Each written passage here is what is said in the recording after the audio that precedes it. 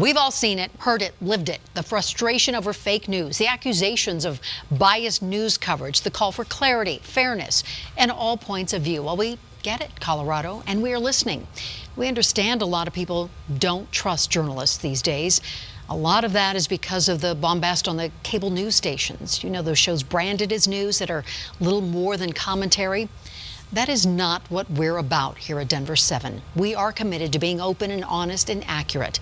And that is why we are launching 360. It is our commitment to you to give you all sides of the story so you can form your own opinions. And what better topic to start with than the hot button issue of gentrification and this sign that will forever be infamous in Colorado. That's right, Ann. 2 months now after its flashpoint, and the issue of gentrification in Denver has grown even hotter.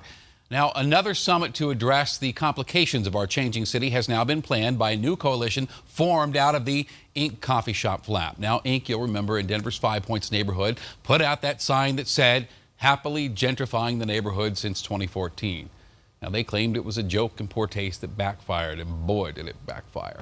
But it did start an important, painful conversation. How does Denver handle the cultural shift away from longtime residents, often minorities, to make room for the high-cost redevelopment and all these newcomers? So it's time to take a 360 look at the issue of gentrification in our community.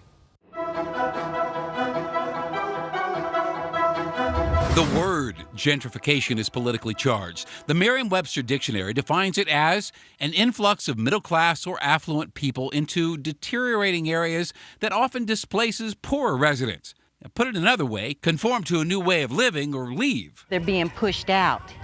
The cost of everything is going up. And there's probably no larger issue in Denver, one of the fastest-growing cities in America.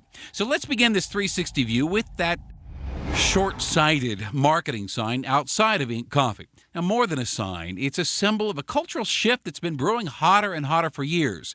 Noah Prices feels it. He's lived in 5 Points his whole life. A lot of people that have been here for a long time can't afford to live here anymore. So people are feeling already disenfranchised. So this just makes them feel even more disenfranchised. And more so that they're not even being considered while being disenfranchised. Gentrification is not a joke. Anger and frustration came to a head earlier this month at a gentrification summit at Shorter Community AME Church, where much of the vitriol was directed at politicians in general and Mayor Hancock specifically. Developers have had a free-for-all, and things have really gotten out of control without concern for being sure that people aren't involuntarily displaced.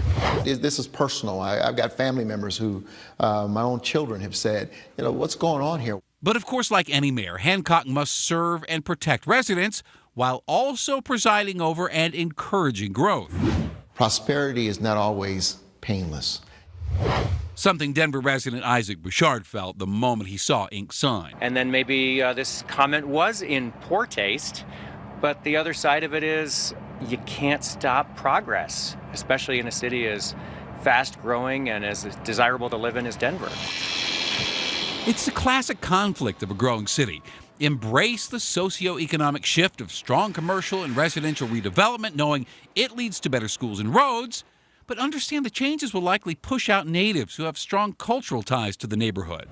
The view for lawmakers is far from crystal clear. On one hand, embrace healthy growth and add millions of dollars to city coffers, but on the other, create a purposeful slowdown of new construction while prioritizing affordable housing, knowing that doing so means potentially losing new business like Amazon and millions in tax revenue. We are pushing our elected officials to stop lining their pockets with development money and start listening to the people.